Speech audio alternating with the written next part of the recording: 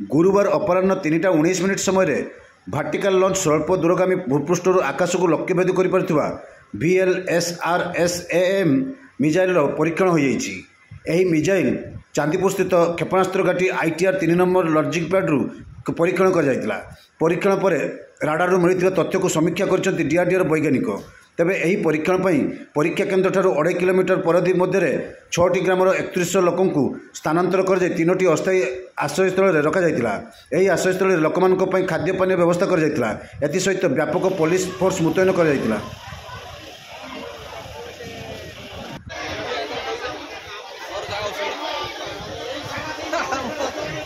बहुत विरक्त